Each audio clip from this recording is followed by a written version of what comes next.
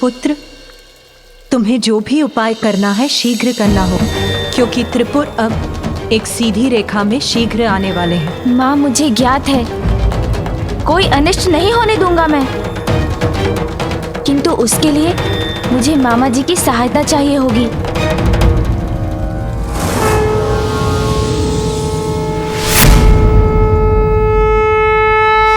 मुझसे कैसी सहायता चाहते हो भांजे?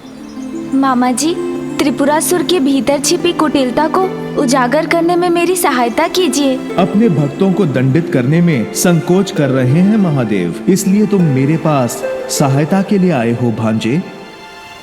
प्रभु शिव शंकर को अपने भक्तों को दंड देने में उसी प्रकार संकोच होता है जैसे एक उद्दंड बालक को सुधारने के लिए उसके स्नेही पिता को होता है।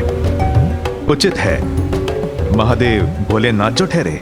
मामा जी, किंतु आप तो भोले नहीं है ना, आप तो सहज ही उन दुष्ट त्रिपुरासुर का वास्तविक रूप उजागर करने में सक्षम है, इसलिए उनकी परीक्षा लीजिए। मेरी विनती है, उजागर कर दीजिए उनका गुप्त भेद। त्रिपुर को मिटाकर अधर्म का नाश करने का यही एकमात्र अवसर है मामा जी। त्रिपुरासुर के मन का मैल सामने लाने के लिए मेरे तन का मैल ही पर्याप्त है।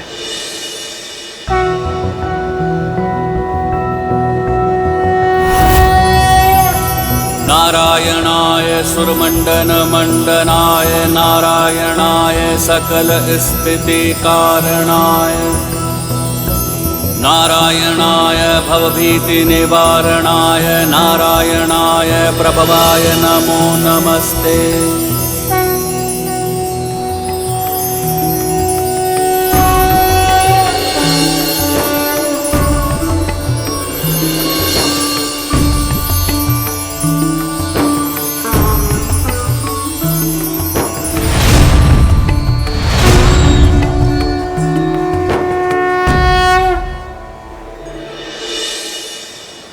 प्रणाम प्रभु। प्रणाम माता। आपके तन के मैल से उत्पन्न हुए इस अरिहन के लिए क्या आदेश है प्रभु? गणेश के निर्देशानुसार मिथ्या भक्ति की परत के पीछे जो छुपे हैं उनके मन के मैल को सामने ले आइए। जो आज्ञा प्रभु। अरिहन जी, इसके लिए अधिक समय नहीं है हमारे पास, क्योंकि त्रिपुर समीप आकर एक सीधी रेखा में आ रहे हैं और जब तक वो उस रेखा में रहेंगे उसी अवधि में उनका विनाश किया जा सकता है। अवश्य।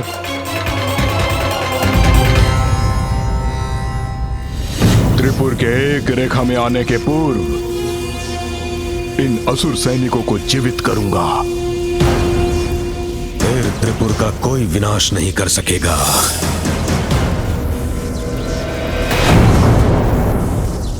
यज्ञ की अग्नि तो मंद पड़ती जा रही है। इस अग्नि को और तीव्र करने की आवश्यकता है। मुझे और आहुति देनी होगी। रुकिए गुरुवर, इसकी कोई आवश्यकता नहीं।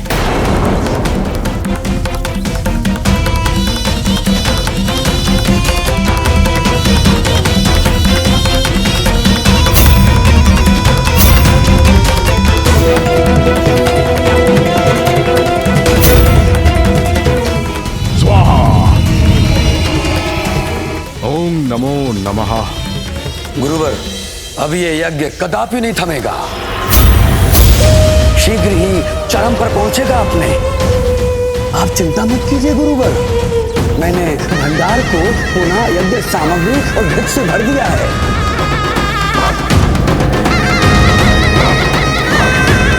अवश्य ही भंडार में स्थित यज्ञ सामग्री को नष्ट भ्रष्ट करने का कार्य महादेव पुत्र के उस सूचक ने किया होगा। मैंने सुरक्षा के प्रबंध और कड़े कर दिए हैं। अब यज्ञ में और विघ्न नहीं आएगा। विघ्न आ नहीं सकता, आ चुका है। गणेश बन रहा है विघ्न करता। देवताओं पर असुरों का आधिपत्य स्थापित करने की हमारी गुप्त योजना ज्ञात है उसे। विघ्न उत्पन्न करने का प्रयास अवश्य करेगा, किंतु मैं अपने उद्देश्य में अडिग रहूंगा। इस संघर्ष में केवल और केवल असुरों की विजय होगी। हम सावधान रहेंगे गुरुवर, परंतु आप व्यर्थ की चिंता कर रहे हैं। जब तक महादेव की कृपा दृष्टि हम पर है, हमें कोई नष्ट नहीं कर सकता। ये भक्ति का ढोंग हमें तब तक और ढोना होगा जब तक हमारे पूर्व सीधी रेखा से पार नहीं आ जाते, और जिसके बाद सहस्त्र वर्षों तक हमारा कोई अहित नहीं कर सकेगा।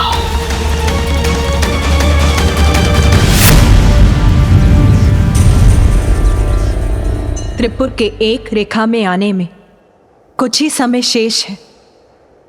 ये अवसर बीतने से पूर्व पुत्र गजानन को कुछ करना होगा।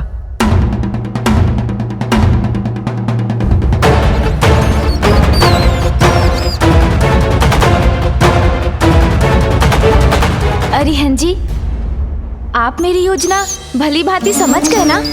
हाँ माता पार्वती नंदन श्री गणेश, मैं न केवल आपकी योजना भली भांति समझ गया हूं, अपितु आपकी बुद्धिमत्ता और आपकी चतुराई का प्रशंसक भी बन गया हूं। धन्यवाद। किंतु स्मरण रहे, ये कार्य हमें नियत समय अवधि में ही पूर्ण करना है।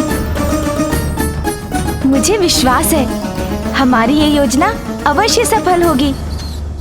अवश्य श्री गणेश।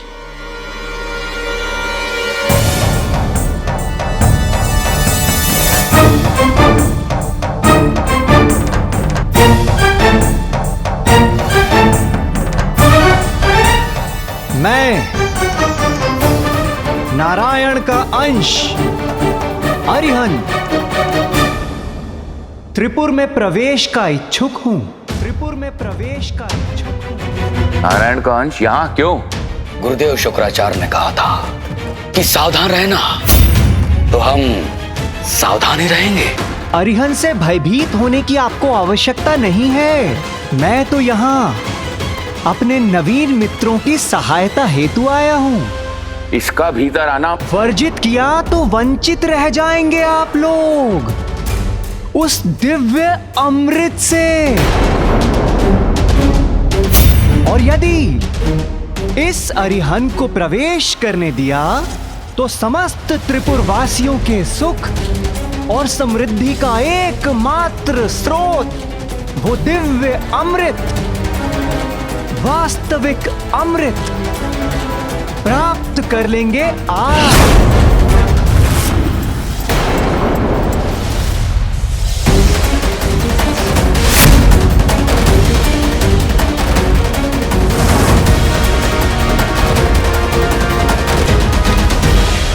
किंतु यदि आप तीनों को मुझ पर शंका है और यदि आपको वो दिव्य अमृत नहीं चाहिए तो मैं चला। कहीं छल तो नहीं है?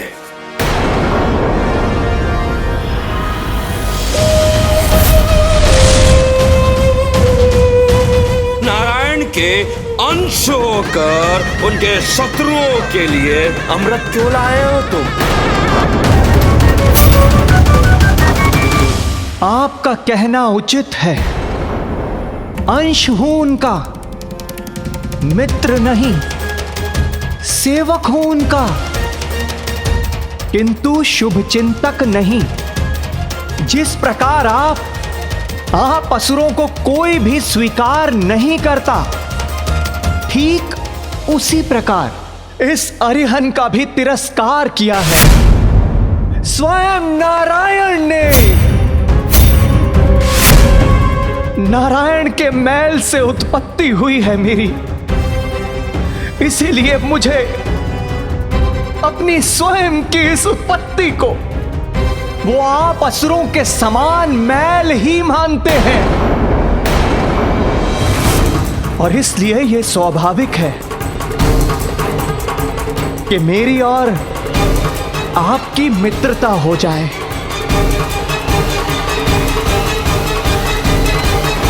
और इसी उद्देश्य की पूर्ति हेतु मैं आपके समक्ष मित्रता करने के लिए आया हूं। यदि आपको स्वीकार हो तो कहें, भीतर चलूं?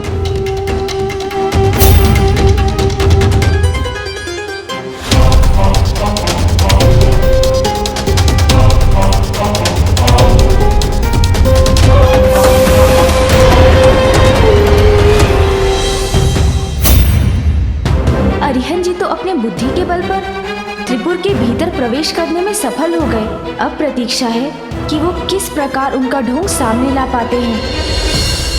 तुमने हमसे असत्य क्यों कहा कि तुम्हारे पास वास्तविक अमृत है? प्रतीत होता है तुम्हें महादेव पुत्र गणेश ने भेजा है हमारी योजना भंग करने के लिए। और हाँ, त्रिपुर में प्रवेश पाने के लिए छला है तुमने हमें। कान जी, भीतर क्या हो रहा है ज्ञात करने में मेरी सहायता कीजिए।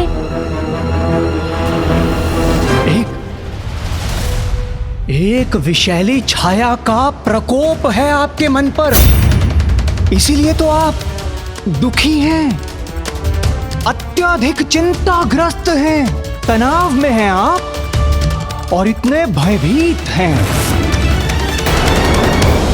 किंतु आपके दुखों का नाश करने वाला, आपकी इस विषैली छाया को हटा देने वाला दिव्य अमृत है अरिहंत के पास।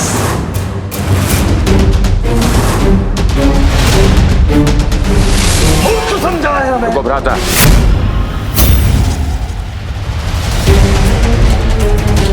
तुम कौन से विष को हटाने की बात कर रहे हो? हम तुम्हें एक और अवसर देते हैं।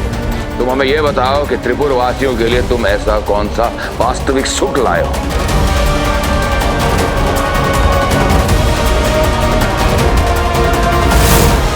अरिहंत जी प्रयास तो कर रहे हैं, किंतु त्रिपुर की सत्यता जानना इतना भी सरल नहीं है।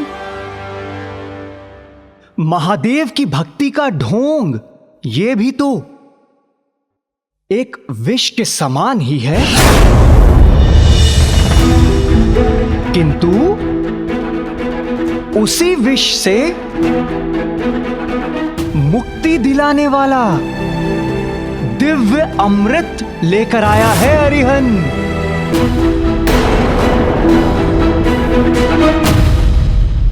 आपकी बुद्धि और आपके हृदय, इन दोनों में केवल और केवल एक ही प्रबल इच्छा व्याप्त है, और वो है भोग, विलास, आनंद उठाने वाली इच्छा।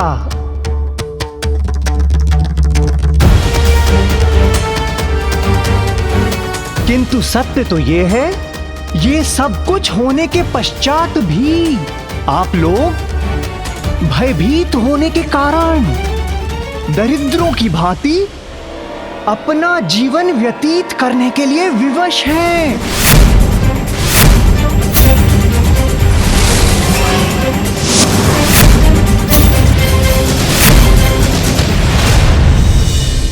हमें भयभीत पुकारने का दुस्साहस कैसे किया तुमने?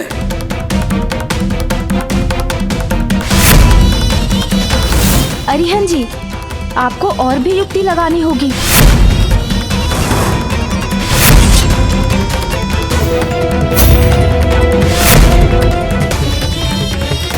शिव भक्ति का ढोंग करते करते कठिन धर्म का पालन ऐसे घोर कष्ट उठा रहे हैं आप, और त्रिपुर जैसे संपन्न पुरों के अधिपति होते हुए भी काम, लोभ, मोह, मदिरा, इन सब से दूर क्यों हैं आप? क्योंकि शिव भक्ति से हमें सुरक्षा प्राप्त होती। त्रिपुरासुर, कैसी भ्रांति में जी रहे हैं आप? सर्वशक्तिशाली, सर्वज्ञाता, साक्षात भगवान महादेव को आप तीनों की ये ढोंगी भक्ति भली भांति ज्ञात है।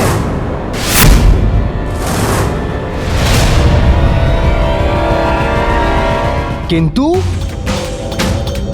फिर भी आप तीनों सुरक्षित हैं और इसका कारण आपकी ढोंगी भक्ति नहीं है, अपितु आप तीनों की संगठित शक्ति है।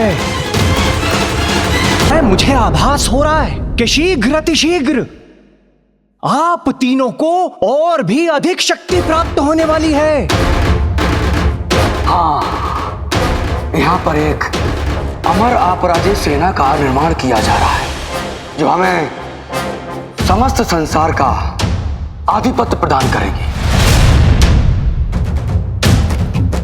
तो फिर किस भय के कारण आप लोग महादेव की भक्ति का ढोंग कर अपना जीवन व्यर्थ गंवा रहे?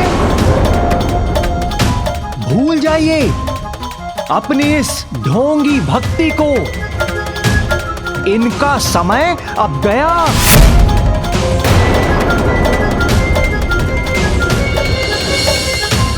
पहचानिए अपनी शक्तियों को।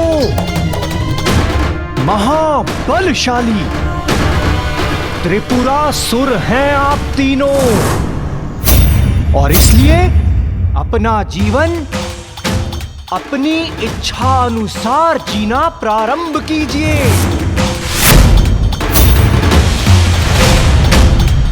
ये नारायण अंश सत्य कह रहे हैं, हमें भला किसका भय। चलिए मूषक जी। जब सभी सुख सुविधाएं प्राप्त हैं हमें, फिर ऐसे दरिद्रों की भांति क्यों जी रहे हैं? सत्य है, भक्ति में व्यर्थ कर रहे हैं अपना जीवन।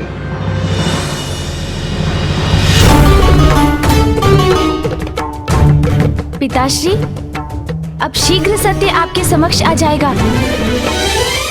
जब त्रिपुरासुर द्वारा आपकी झूठी भक्ति समाप्त होगी और सत्य शीघ्र आपके नेत्रों के समक्ष प्रकट होकर आपको विश्वास दिला देगा।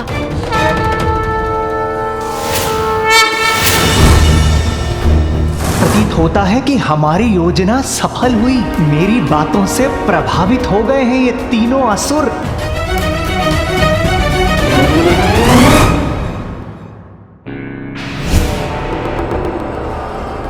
भ्राताओं, गुरुदेव शुक्राचार्य ने हमें सचेत किया था, इसलिए हमें इसकी रमजान में नहीं पड़ना चाहिए।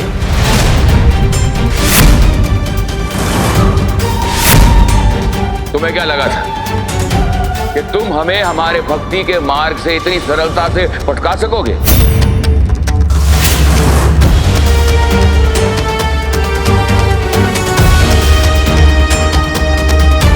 पुत्र, मेरे भक्त किसी भी स्थिति में भक्ति के मार्ग से नहीं डिगेंगे।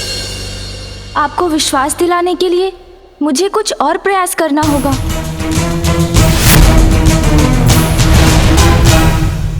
उचित है, उचित है, उचित है। अरिहन को ऐसा प्रतीत हो रहा है कि आप त्रिपुरासुर उस दिव्य अमृत के सुख का स्वाद नहीं लेना चाहते, और ना ही आप तीनों को मेरी बातों पर विश्वास है। इसलिए उचित होगा कि मैं यहां से प्रस्थान कर जाऊं।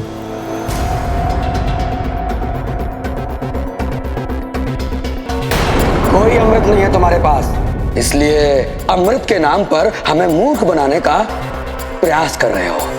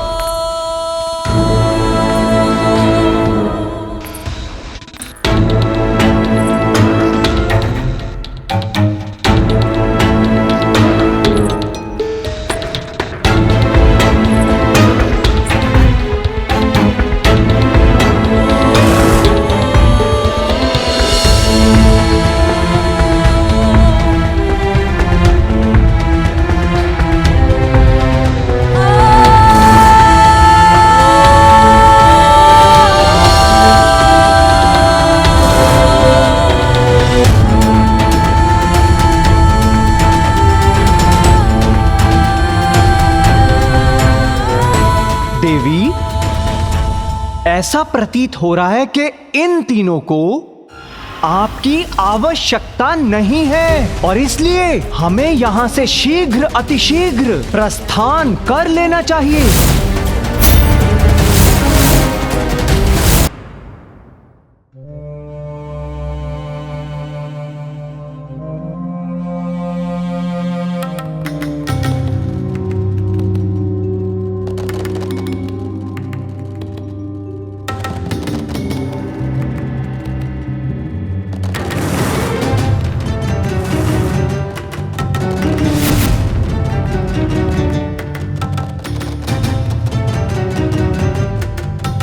देवी, ऐसा प्रतीत हो रहा है कि इन तीनों को आपकी आवश्यकता नहीं है और इसलिए हमें यहां से शीघ्र अतिशीघ्र प्रस्थान कर लेना चाहिए। अरे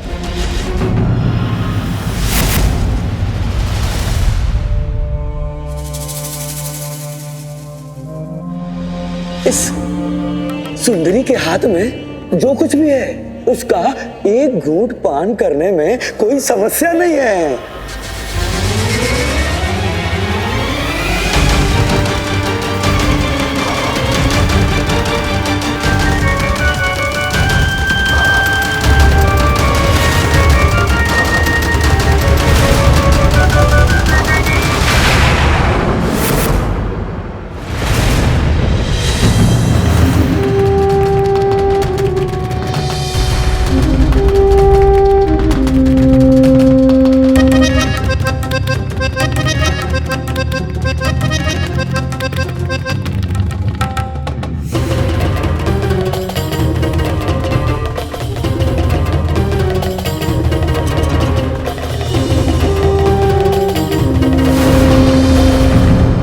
यदि आपको यहां से लौटा देते तो हमारे जीवन की सबसे बड़ी भूल होती।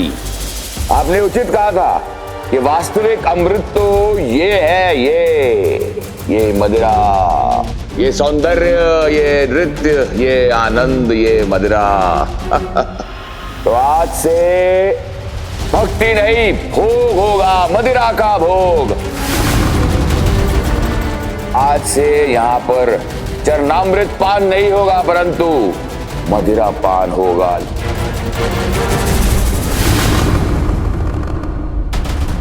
त्रिपुरासुर की रक्षा करने वाली आपकी भक्ति की ढाल अब नष्ट हो चुकी है पिताश्री।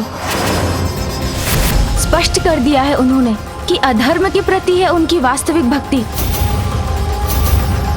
तो प्रभु, इसके पूर्व की उनकी असुर सेना जीवित हो, उनके पूर्व सीधी रेखा से बाहर आए और असुर सहस्त्र वर्षों तक सर्वत्र विनाश करें, उनका अंत कर दीजिए।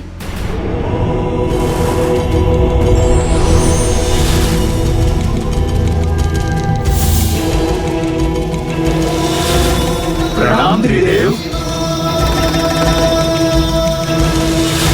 प्रणाम फूफा जी।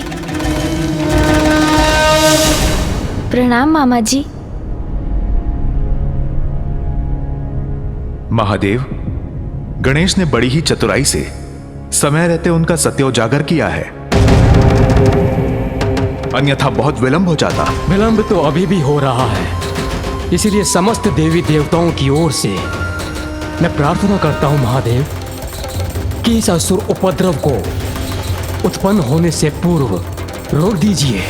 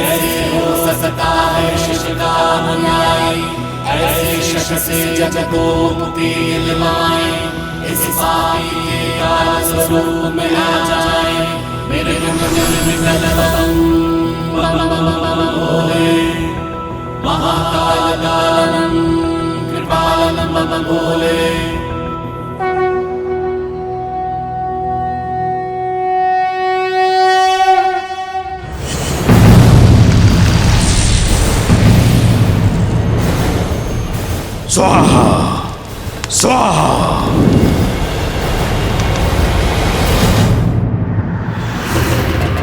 मदिरा लाओ सुंदरी, मदिरा और मदिरा पिलाओ पिलाओ। आनंद सुंदरी अति आनंद, नृत्य करो। क्या नृत्य, वाह आनंद, क्या नृत्य, अति आनंद। मदिरा पी के नृत्य देखने का आनंद अद्भुत होता है। वाह डालो मदिरा, वाह सुंदरी वाह, और मदिरा पिलाओ और नृत्य करो। मेरा कार्य यहाँ पूर्ण हुआ। महादेव पुत्र श्री गणेश ने अपनी बुद्धि का अचूक वार किया है इन तीनों दुष्टों पर।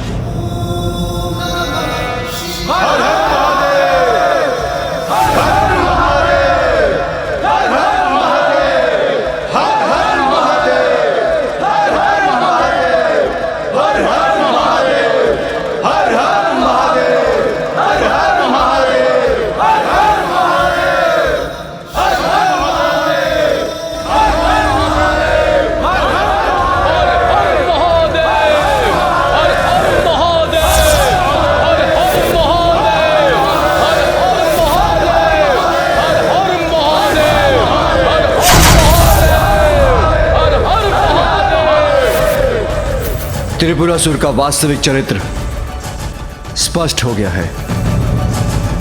उनका कुटिल अभिप्राय भी अब किसी से छिपा नहीं।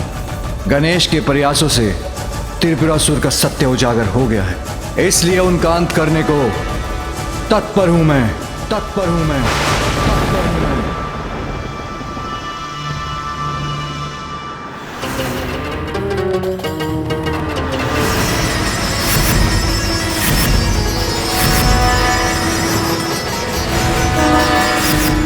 किंतु इसके लिए मुझे वो बाण चाहिए जो बाण ना हो, और वो बाण उस धनुष से चले जो धनुष न हो, और महादेव ऐसा उस रथ पर आरूढ़ होकर करे जो रथ न हो।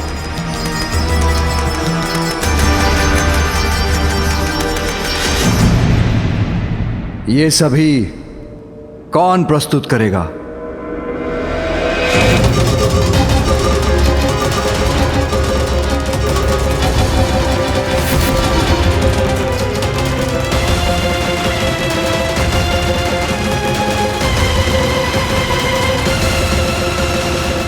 पिताश्री, मैं प्रस्तुत करूंगा। पुत्र, ऐसा रथ, धनुष और बाण कहाँ ढूंढोगे तुम?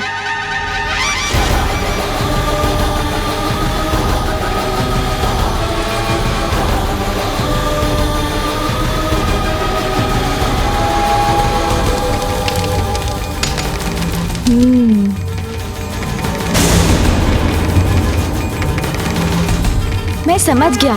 जो रथ ना हो, उस रथ का निर्माण कैसे होगा?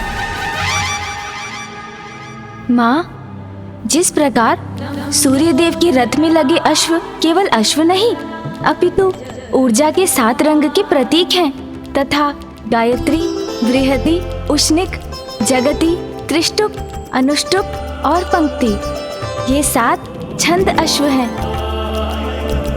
उसी प्रकार पिताश्री का रथ भी रथ नहीं होगा, अपितु स्वयं देवता होंगे।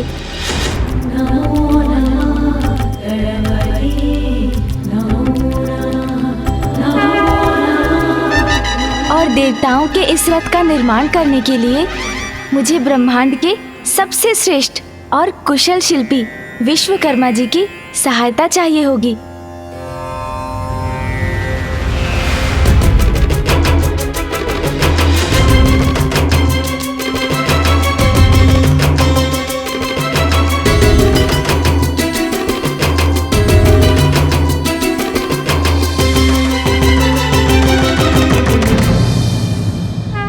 मैं प्रस्तुत हूँ गणेश जी, ये तो मेरा परम सौभाग्य होगा। उचित है, फिर सभी का आशीष लेकर हम रथ निर्माण का कार्य प्रारंभ करते हैं।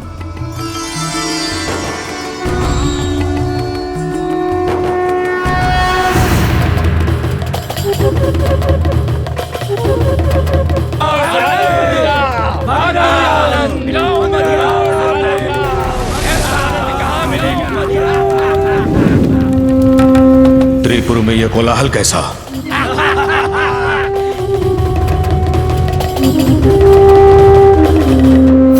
मूर्ख, थोड़ी और प्रतीक्षा नहीं कर सकते थे? अवश्य ही गणेश का छल है ये। मुझे यज्ञ को शीघ्रता से संपन्न कर असुर सेना जागृत करनी होगी। त्रिपुर की रक्षा का मात्र यही उपाय है। ओम ह्रीं ब्राम त्रीं त्राम स्वाहा स्वाहा स्वाहा।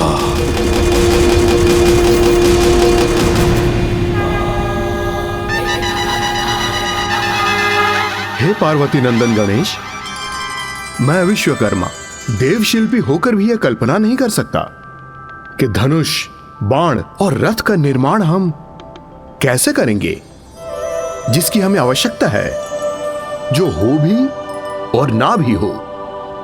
यह कैसे संभव है?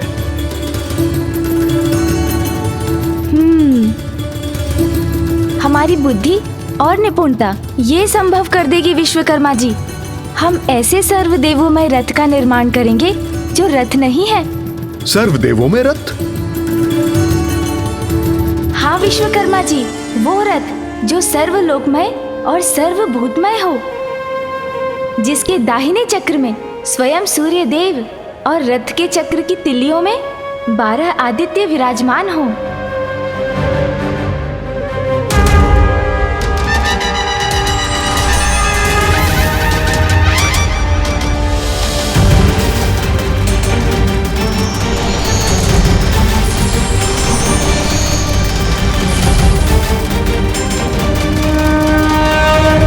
रथ के बाएं चक्र में चंद्रमा हो और उसकी 16 तिल्लियों में चंद्रदेव की 16 कलाएं बसेंगी और सभी नक्षत्र भी रथ के चक्र के साथ साथ चलेंगे।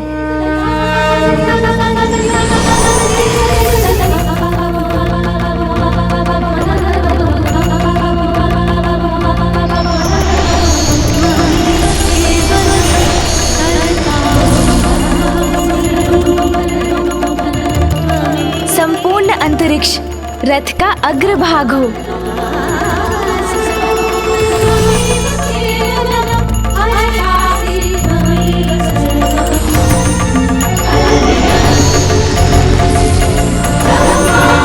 मेरे पिताश्री महादेव के भार को मंदराचल के अतिरिक्त कोई नहीं संभाल सकते, इसलिए रथ के बैठने के स्थान पर मंदराचल हो।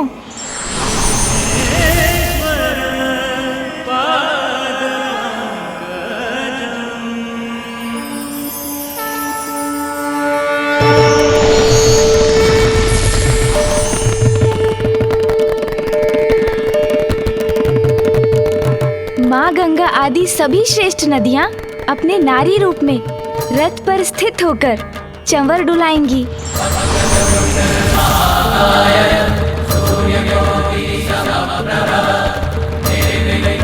चारों वेद उस रथ के 4 अश्व होंगे। वायुदेव रथ के आगे आगे चलकर रणभेरी बजाएंगे।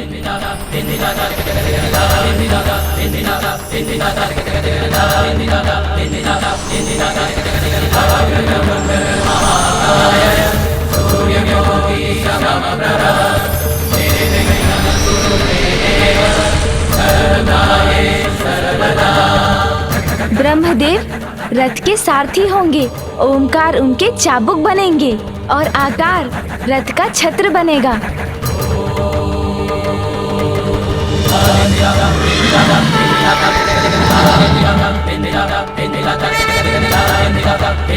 संवत्सर रथ का वेग और मुहूर्त उसकी रस्सी होंगे। स्वर्ग और मोक्ष रथ की ध्वजा। कामधेनु और ऐरावत की पत्नी अब्राह्मु रथ के जुए के अंतिम छोर पर स्थित होंगे और पंचभूत इस रथ के बल बनेंगे।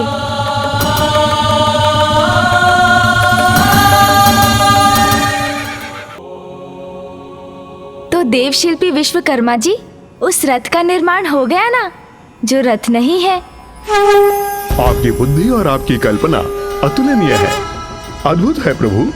धन्यवाद विश्वकर्मा जी। आइए अब हम धनुष का निर्माण करते हैं।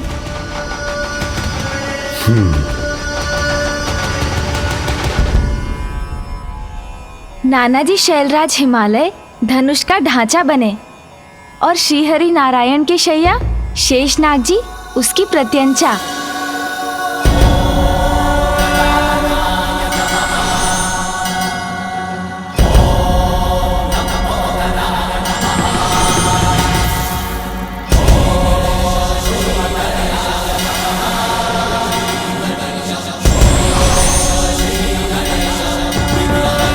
तो वो धनुष भी प्रस्तुत हो गया ना विश्वकर्मा जी, जो धनुष नहीं है। अब बाण, त्रिपुर को नष्ट करने वाले बाण स्वयं जगत के पालनहार मामा जी नारायण हो।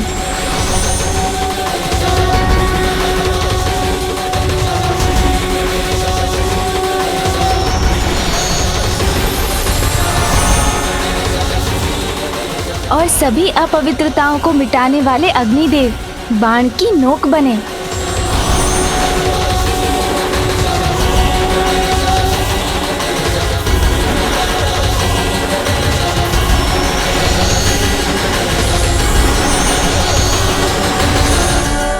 तो देखा विश्वकर्मा जी, निर्माण हो गया ना बाण। जो बाण नहीं है, अब इनको पिताश्री के पास ले चलते हैं।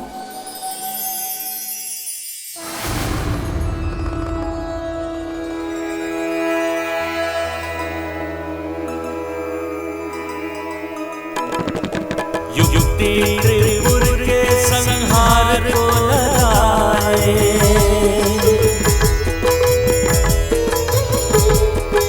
अद्वितीय अद्भुत सा एक रथ बनाए।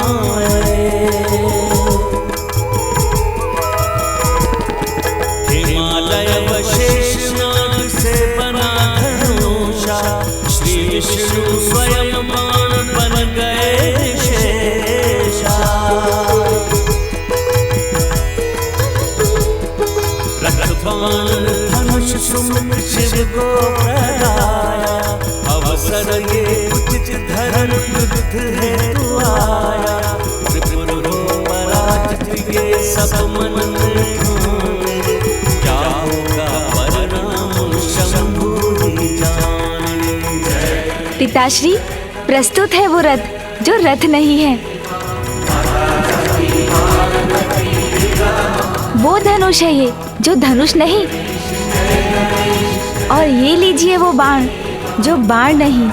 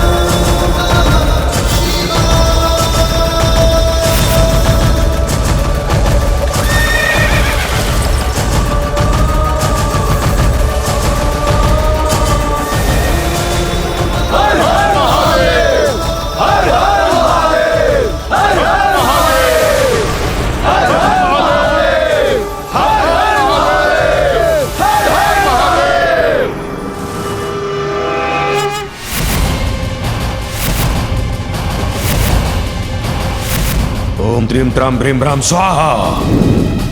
ओम त्रीम त्राम भ्रीम भ्राम स्वाहा।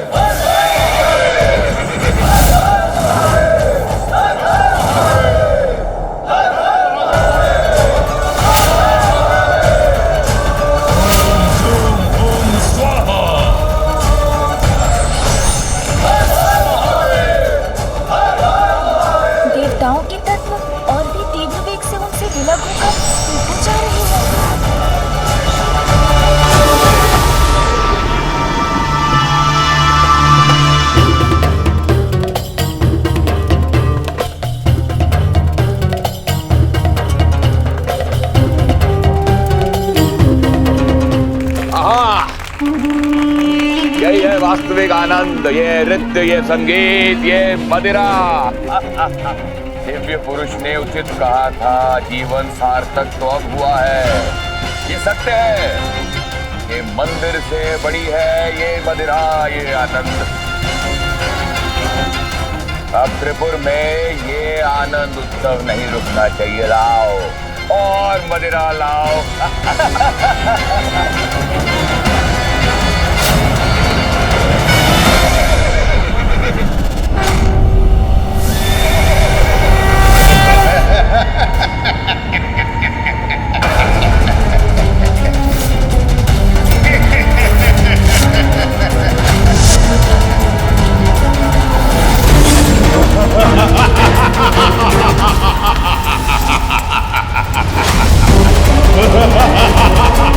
भ्राताश्री, ये काली छाया कैसी है जो त्रिपुर को ग्रसने का दुस्साहस कर रही है? जो भी है हमारे समक्ष आओ, अन्यथा मृत्यु के लिए तैयार हो जाओ।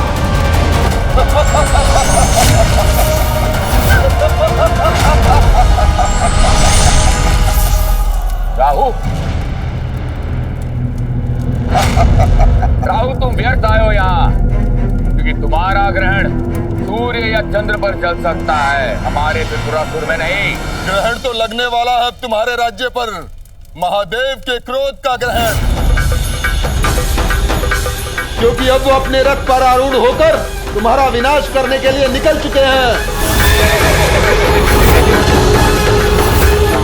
और ये मत भूलो, त्रिपुर भी अब एक सीधी रेखा में आने वाला है। तुम्हें वो वरदान तो स्मरण है ना, जब सहस्त्र वर्षों में हमारे त्रिपुर के तीनों पुर एक सीधी रेखा में स्थिर हो, और जब शिवजी अपने एक ही बाण से हमारे तीनों पुरों पर प्रहार करें। प्रभु, मात्र इसी अवस्था में त्रिपुर और हमारा विनाश संभव है। बस यही स्मरण कराने और सचेत करने आया हूं तुम्हें मैं कि तुम्हारा विनाश तुम्हारी ओर बढ़ रहा है।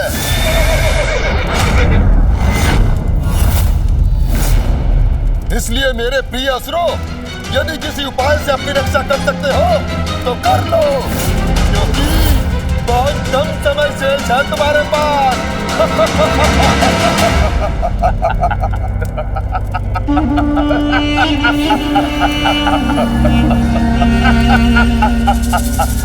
उचित कहा तुमने राहु, समय शेष नहीं है, परंतु असुरों के विनाश के लिए नहीं, हमारी शक्ति और सत्ता की पुनर्स्थापना के लिए। गुरु शुक्राचार्य और त्रिपुर राज्य के स्वप्न को पूरा करने के लिए है। राहु, जो तुम समाचार लाए हो उससे कहीं अधिक भयावह दृश्य नहीं है ये। प्रभु महादेव हमारे विरुद्ध खड़े हैं, किंतु हम तो वर्षों से इस गुप्त असुर सेना का निर्माण कर रहे हैं। क्या ये सेना महादेव और उनके पुत्र गणेश को रोकने में सक्षम होगी? श्री गणेश यहाँ आकर भले ही सब कुछ ज्ञात कर चले गए हो और जाकर महादेव को भी बता दिया हो, किंतु चिंता की कोई बात नहीं, क्योंकि हमारी असुर सेना अभी भी अदृश्य है। अब स्वयं महादेव देखेंगे कि कैसे असुर विनाश करने में सक्षम है। समस्त संसार में अच्छाई का नाश कर असुर सेना अपने अनुसार नवीन सृजन करेगी। ओम झूम हुम स्वाहा।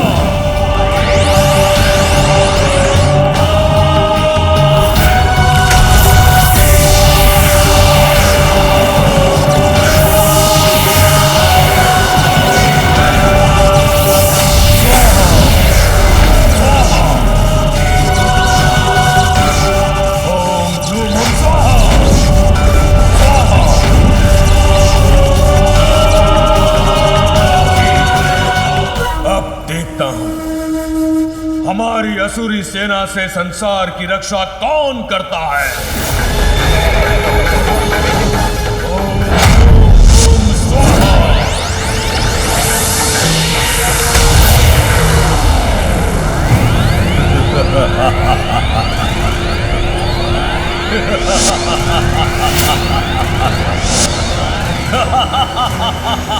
अब हमारी असुर सेना जीवित होने के लिए तत्पर है। सफल हो गया मैं। पूर्ण हुआ यज्ञ। अब मुझे इस यज्ञ की अग्नि को और प्रज्वलित करने की कोई आवश्यकता नहीं, और ना ही तत्वों की ऊर्जा चाहिए मुझे। तुम्हारे एक आदेश पर यह सेना विनाश करने को तत्पर हो जाएगी। मैंने अपना कार्य कर दिया। अब तुम त्रिपुरासुर अपना कर्तव्य निभाओ। हर हर महादेव।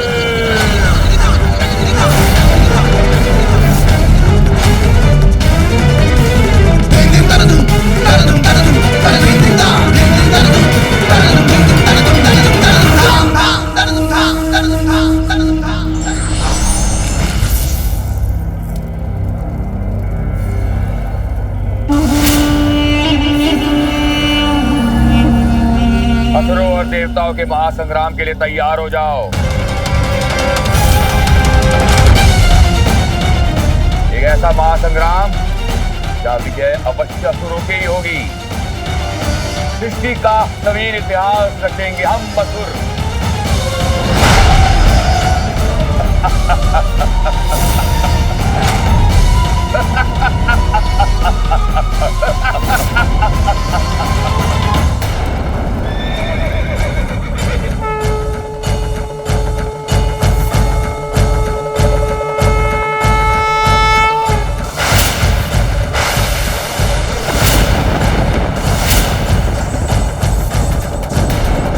हमारा विनाश करने बढ़ रहे हैं, किंतु हम भी उनके बाण का उचित उत्तर देंगे। हमारे महाअसुर बाण से, हमारे महाअसुर बाण से। त्रिपुर असुर योद्धाओं उठो और भयानक सर्वनाशक बाण की आकृति लेकर नष्ट भ्रष्ट कर दो उस बाण को जो बाण ही नहीं है, उस धनुष को जो धनुष नहीं है, उस रथ को जो रथ ही नहीं है।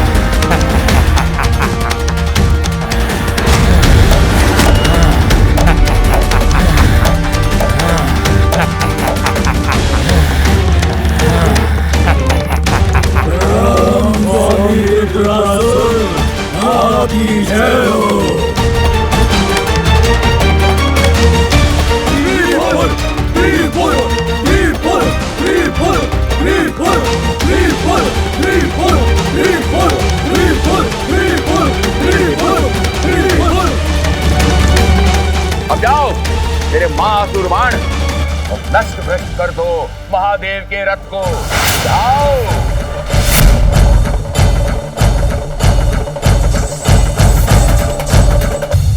जाओ जाओ।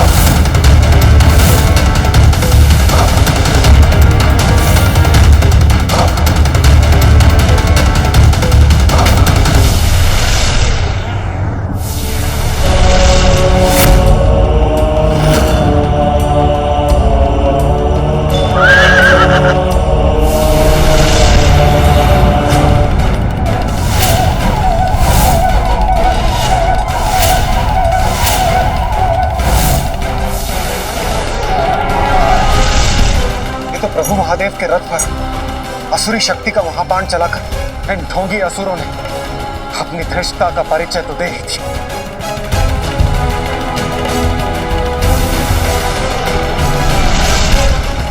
उस असुर बाण का तो शीघ्र कोई उपाय सोचना होगा।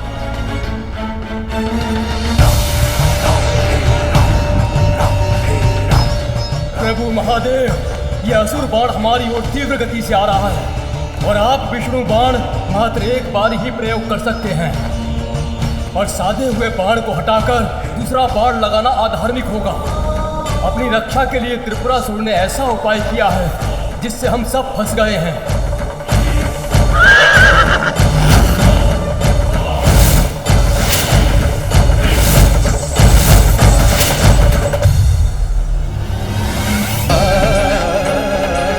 यदि हम शक्ति से संपन्न होते तो अवश्य महादेव का साथ देने के लिए इस युद्ध में भाग लेते। हम क्या करेंगे महादेव, क्या करेंगे?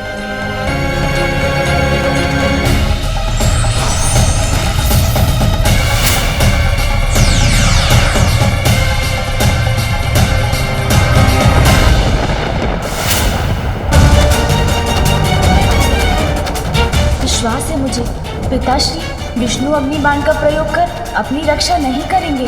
उससे तो वो मात्र त्रिपुर पर ही वार करेंगे।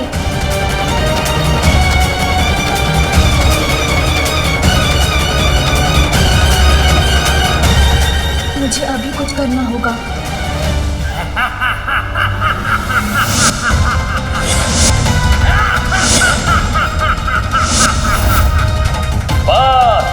अब शीघ्र ही नष्ट होने वाला है महादेव का रथ, जिसके बाद सभी चिंताओं से मुक्त हो जाएंगे हम।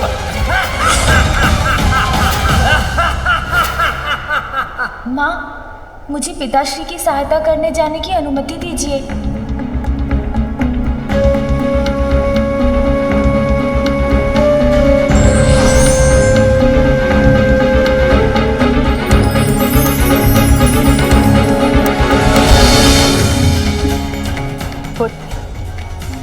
इस रुद्राक्ष माला को महादेव और मेरे आशीर्वाद स्वरूप ग्रहण कर।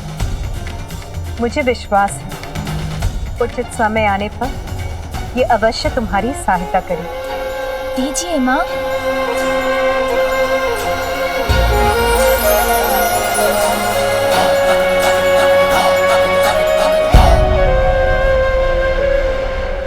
प्रणाम माँ।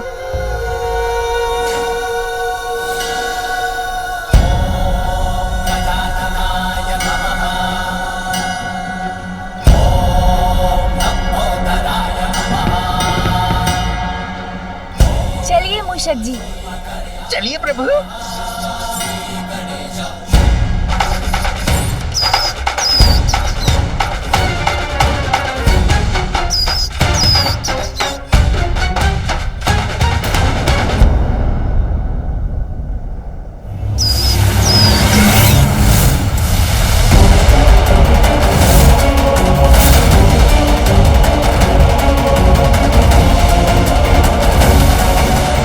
असुर बाण को मैं त्रिपुर को ध्वस्त करने के अपने लक्ष्य को परिवर्तित नहीं करने दूंगा। जब तक त्रिपुर एक सीधी रेखा में ना आ जाए, मुझे विष्णुबाण को इसी प्रकार यथास्थित रखना होगा। कहीं त्रिपुर के सीधी रेखा में आने के पूर्व ही ये असुर बाण हमारे इस रथ से टकरा गया तो सर्वनाश हो जाएगा।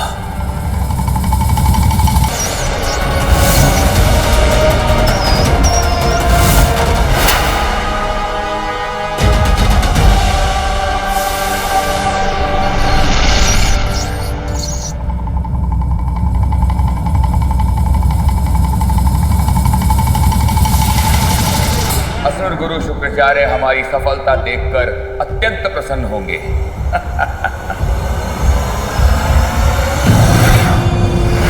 सुरक्षित रहेंगे त्रिपुर, नाश होगा महादेव के रथ का और प्रारंभ होगा कभी ना नष्ट होने वाला असुर साम्राज्य। मैं सफल हुआ।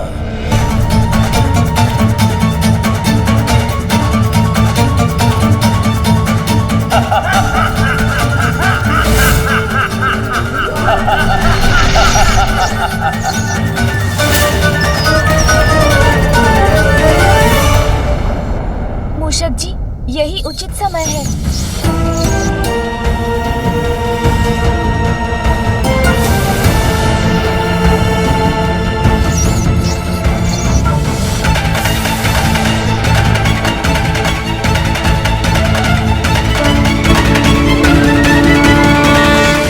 समय के रहते श्री गणेश जी वहां पहुंच भी गए तो वो विशाल काया असुर अस्त्र का सामना कैसे करेंगे? सत्य वचन। अपने पिता की सुरक्षा हेतु कहीं गजानन स्वयं को अति विशेष संकट में तो नहीं डाल रहे? ऐसा संकट जिससे निकलना स्वयं के लिए असंभव हो? नारायण नारायण।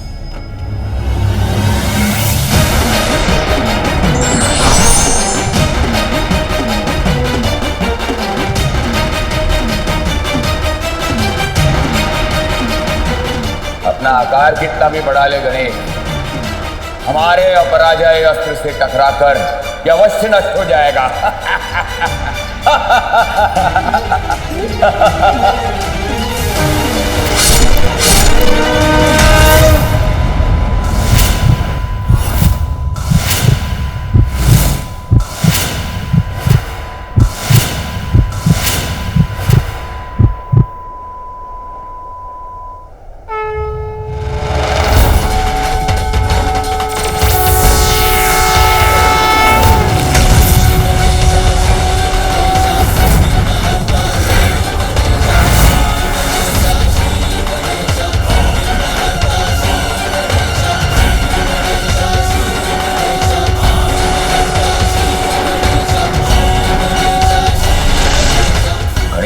बाण ऐसे झेल लिया जैसे कुछ हुआ ही ना। अब क्या करूंगा?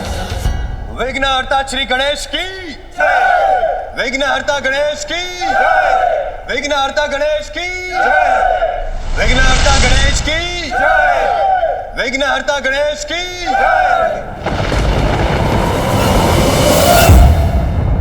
अनर्थ, घोर अनर्थ। गणेश ने तो मेरा ये प्रयास भी विफल कर दिया।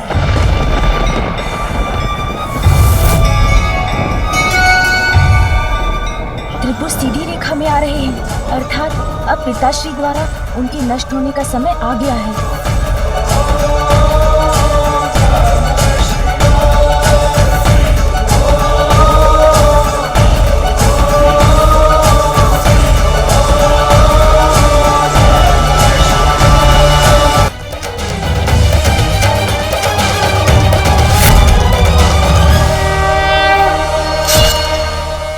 अभी समाप्त नहीं हुआ शिवपुत्र गणेश, तेरी अजय असुर सेना शेष है अभी।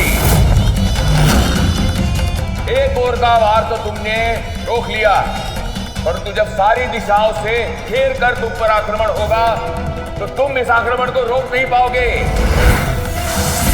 महादेव का रथ नष्ट होकर ही रहेगा।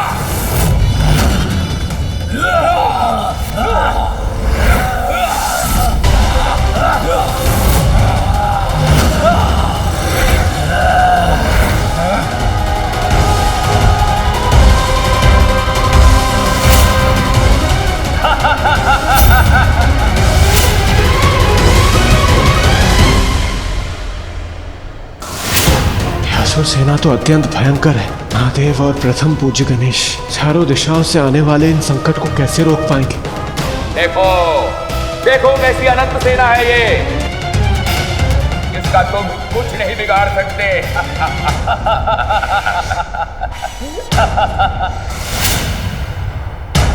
विनाश यदि आज होगा तो देवताओं का और अन्य जीवों का, क्योंकि इसके पूर्व ये सभी त्रिपुर एक सीधी रेखा में आए, हमारी ये सेना महादेव के रथ को ध्वस्त कर देगी।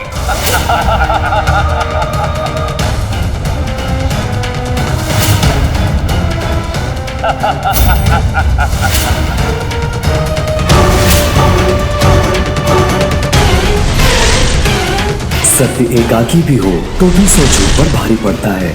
धर्म परीक्षा लेता है, कभी साथ नहीं छोड़ता। ये दोनों जिसके साथ हैं वो कभी पराजित नहीं होता।